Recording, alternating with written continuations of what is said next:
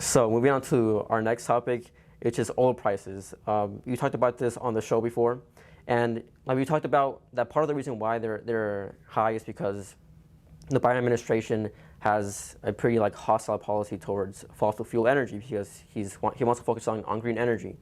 But interestingly enough, there was a survey that came out by the Federal Reserve Bank of Dallas, which tells a different story, which essentially paints a picture that, you know, Wall Street's endless desire to fill its pockets is part of the reason, a big reason why gas prices are so high for the average American worker.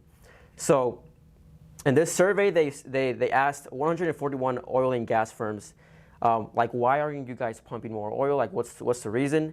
And almost 60% said that investor pressure to maintain capital discipline was a key reason why they haven't pumped more oil.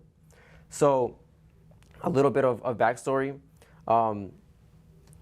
Back in like 2014, 2016, there was like a huge move to frack and to drill in the United States, and but they were pumping so much that supply was outstripping demand, and so prices fell and it became much less profitable, and so Wall Street investors told companies that you guys need to be more disciplined in terms of like how you allocate capital. You guys need to close projects that aren't profitable and keep the ones that are making you money. And so they closed up, you know, all these endeavors for oil and gas, and so that's the backstory behind that. And then in that same survey, they asked companies like, okay, what price range what gas have to hit for you to pump more oil to you know, at what price range would you consider it profitable? And 41% of respondents said that prices have to hit $80 or $99 to produce more. And you know, I get that. You know, companies have to make profit. That's their main reason for existence. But right now, you know, last time we checked, oil is at $112 per barrel, and that's way more than $80 or $99. So I'm wondering, like, why aren't they pumping more? If the reason was that prices were too low, that profits weren't high enough, why aren't you pumping more when you now have the financial incentive to do so? And even more laughable is that 29% of respondents said that price doesn't even matter. They're not going to pump regardless. So, you know, a part of me thinks that, you know, this is just out of the desire to, you know, keep their pockets full because they don't want to, you know, be too risky about it.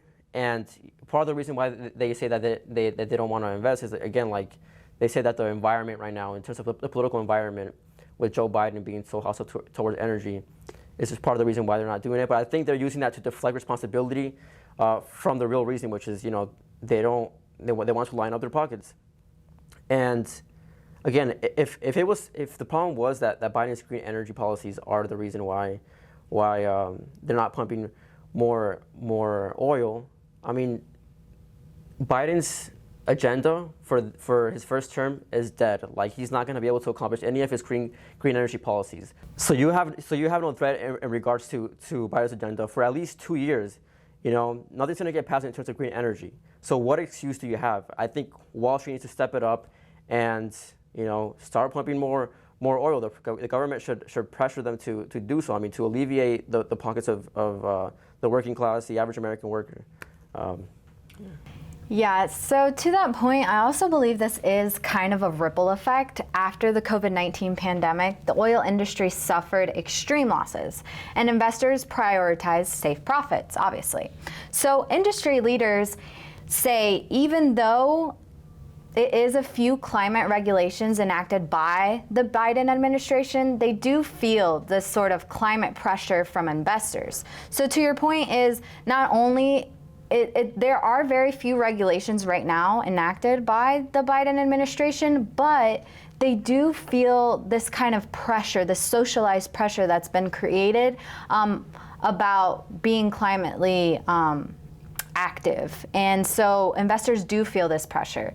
But I do feel like this is a new approach, and it has become the industry standard, where capital discipline overrides anything, meaning profits in the end override everything. And an article from the Time magazine highlights that oil companies are extremely profitable right now.